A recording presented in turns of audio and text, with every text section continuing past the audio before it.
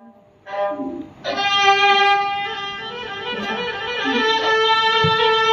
นนี้อันที่น้องเตรียมว่าไงให้ห้องหมากปันเพราะว่ายิงกอดช้างอีกนึงอะไรให้ห้องหมากปันเลยกันมองทำเสร็จกันมาตั้งตื่นอะไรก็มันยากอยู่ค่ะยินจงค่ะเอาเสียงบ่เล็กบ่ใหญ่ได้มั้ง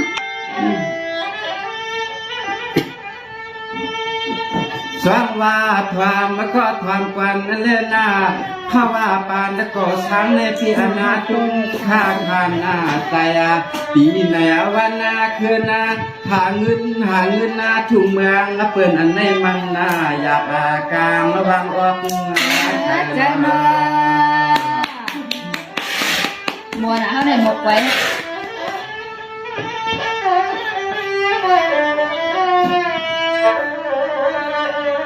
สองวันว่าเงินเอาไว้สาลีชีสายแก่นนะสมาเลียบเขียนยังหน้าตามได้ก็ในน้องหักเพื่อนเงินจำยินเสียปลาเปลี่ยนคุณตาเขาก็ตีเล่นอยู่แค่ทางนับวัน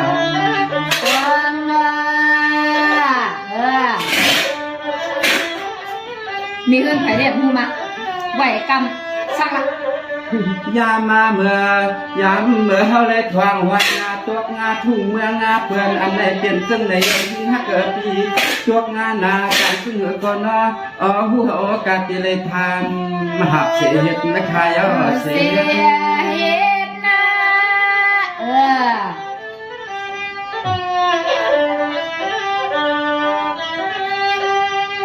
จังหวานว่างาเป็นในเยามังกวักมาในปอตีวนชันนา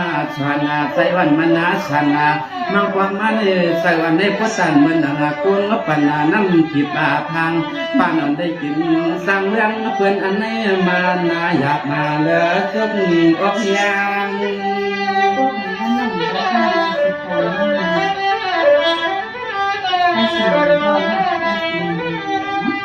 โอ้ยนอปาว่าเปลี่ยนซึ่งนั้นแท้ฮากูก็กูควรนะก็ลีไรนี่กะเจกะตอไว้ย้ำเฮาได้มาเขาเปลี่ยนทุกเรื่องทุกรอใจขอตาวนนาคามาเขาถูกมีกันเป็นซึ่งไหนแน่ปอกระตุกเนื้อรักเนื้อแต่เนี่ยตื่นย้อนเขาไว้อยู่เนาะ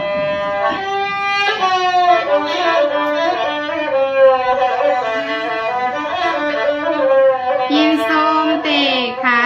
เสียงหวานเตะส่งงานว่างน้องไปใส่ดีเดียชีใส่น้องเก่ายาวเลยนะห้องยามันน้องปีมาตกเมืองนักไก่ในนอนว่างคัดงาใส่ไว้เลย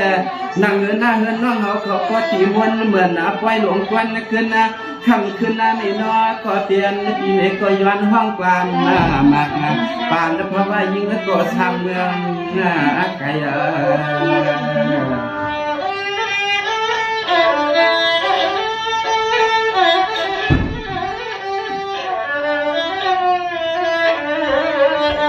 สว่างว่างคัดสายเล่นน้ำเหมือนในน้องปีเลยเป็นนาเพราะว่าการก่อสร้างเพราะว่าเมื่อนามาเจอำทางต่อ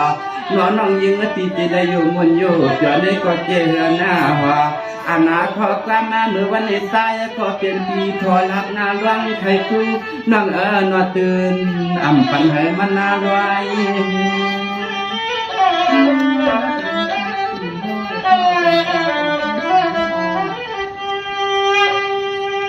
วายากานอนวังฮักาเปลี่ยนว่าเปลี่ยนซึ่งหัวตึงตาเตียงาไหลยันวันเมืองถึงตายาไหลมาหดตกงาทุ่งเมืองถึงทายานี่ไหนก็ก็ไหลก็เปลี่ยนซึ่งนี้ยังยิงฮักเกิดปีหุติกาเตเลยคำหาปา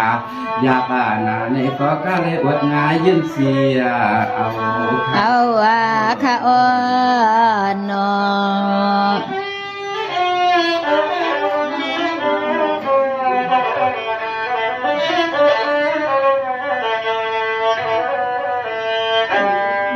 สองวันว่างไปดูนอมางกำก็เป็นอนายินาขี่เดียวนอมาปีอนายินามา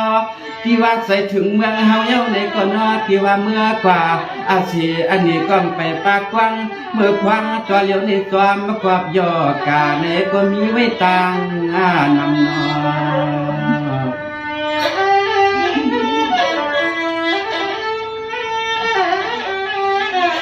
เสียงวานนาลีถอมข้าวอะขึ้นเสียงบันอินอะ เมื่อนางเมื่อเหลียวในตีนติวาลตาเดียออกเดียตีตังปาเลยก็อามาสามตียังตังปาเลยก็อามาลายสวามาก็มีเพียงย่อกาเพิ่นบอกว่ามาเหมือนมันสำกินห้าวยังเด้อโกเตไหลเอานอกควางเมื่อยามในจกมันทุ่งเมืองแล้วเปิ้นอันไหนเอาก็นี่เลยมาพิกศพว่านาเสเลลุมาลา ออค่ะดีถอนถูกคูแมนใจเจียวค่ะปิวเอ้น้ำ เวี ยาย น้อยข้ามาน้องนี้งาปีน้อยเศร้าดับเตียงาทุ่งเมืองงาตีไหลก็ใต้ก็ปิ่นปีเตียงเลี้ยงเมื่อวันไหนนอนน้องเฮาในย้อนขอความมาเย้าเสียเลือตายก็พยายามนุ่งสังตะวันสู่น้องสาวาทางหนึ่งเวลานี้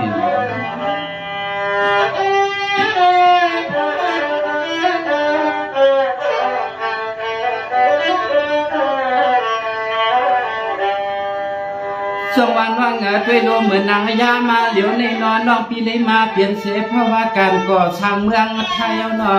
พี่ว่าลัดนาใหญ่ติมไปเมื่อเสียเมืองไทยวันไหนก็นอตัวมากกว่ามันก็ไปอย่านอนว่างนอเสือคนมันมาไหนก็นอต่อไปตามเมื่อถึง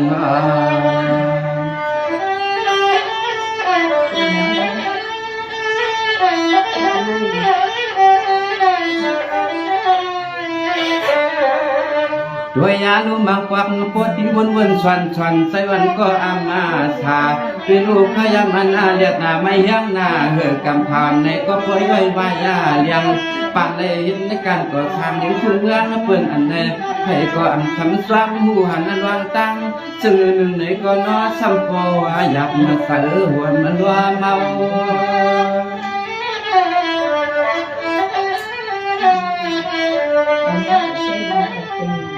ลาวานวางยิงเปียหนอกำนิสายก็เปลี่ยนปีในก็เตียซ้ำขึ้นนาหรือกำนำความมาย่อนอนวังคามาเปียในเสียงตัวยิงเอียนับในนางน้องยิงเปียนาเขียนตัวยิงเปียนับในกายเล่นเอาข้าไม่สนงาน ถามเจียวค่ะยินจุ้มนะยินจุ้มค่ะเนาะยินจุ้มนะมังค่ะ